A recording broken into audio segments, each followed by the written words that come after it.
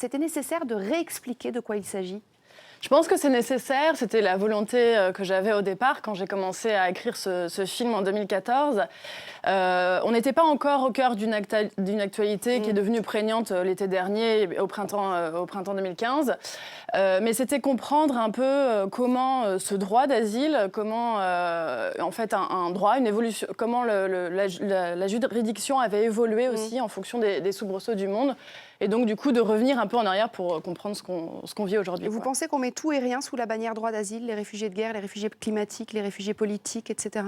Au départ, le droit d'asile, quand on parle de droit d'asile, on parle de réfugiés politiques. Et puis, c'est ce que j'ai voulu expliquer dans le film, le droit, justement, évolue. Et aujourd'hui, les réfugiés ne sont pas uniquement politiques. Et de plus en plus, on se posera la question des réfugiés climatiques, clairement. Oui. Et économiques, d'ailleurs. Et économiques. Et économiques. Vous vous êtes penché donc dans le droit, dans l'histoire, pour ce document. Vous avez fait un gros travail de documentation.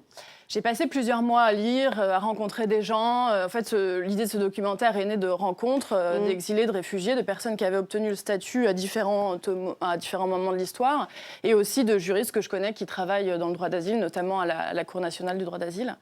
Et en rencontrant ces gens, en discutant avec eux, en lisant, évidemment, oui, j'ai passé du temps à préparer le... Évidemment, gros travail de documentation. Vous avez eu des difficultés à tourner? Alors, on ne pense pas forcément à l'OFPRA, etc., mais à ces réfugiés qu'on voit témoigner dans le documentaire, c'est pas forcément évident pour eux. C'est pas simple d'interroger des réfugiés ou en tout cas des demandeurs, et surtout pas des demandeurs parce qu'il faut respecter leur anonymat.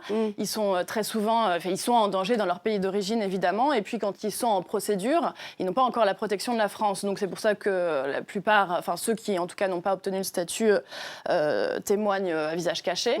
Après d'autres, certaines sont des figures aussi aujourd'hui du monde culturel, donc témoignent, comme cet homme qu'on vient de voir, comme Atiq Rahimi, donc témoignent évidemment plus facilement. Et puis à l'OFPRA et à la CNDA, dans toutes les instances administratives. Bien évidemment, c'est long parce que c'est des démarches administratives, mais j'ai obtenu assez facilement leur autorisation. Les autorisations. Et même pour ceux qui ont obtenu le sésame, la vie ne s'est pas forcément transformée en conte de fées? C'est pas parce qu'on obtient l'asile en France que la vie devient facile? Non, clairement pas. C'est le cas notamment de Moutabar, cette femme ouzbek que j'interroge dans le documentaire, qui a obtenu le statut de réfugié en France et qui continue son combat pour les droits de l'homme en Ouzbékistan et qui continue à être menacée par le régime ouzbek et qui vit de manière assez pauvre. C'est compliqué pour elle. Oui, c'est très compliqué. On va la découvrir dans le documentaire. Avec la crise des migrants, vous en parliez dans une seconde, évidemment, on est en pleine actualité. Vous dites le problème, c'est que les pays gèrent individuellement et non pas collectivement. C'est ça aussi que j'ai découvert en préparant le documentaire. Au départ, j'avais l'ambition d'écrire un film sur l'histoire du droit d'asile en France. Et puis, au fur et à mesure de mes rencontres et de mes recherches, je me suis rendu compte que la question ne pouvait pas être posée nationalement, mais de manière européenne, évidemment, parce qu'aujourd'hui, la question de l'asile ne peut pas être traitée par les États de l'Union européenne.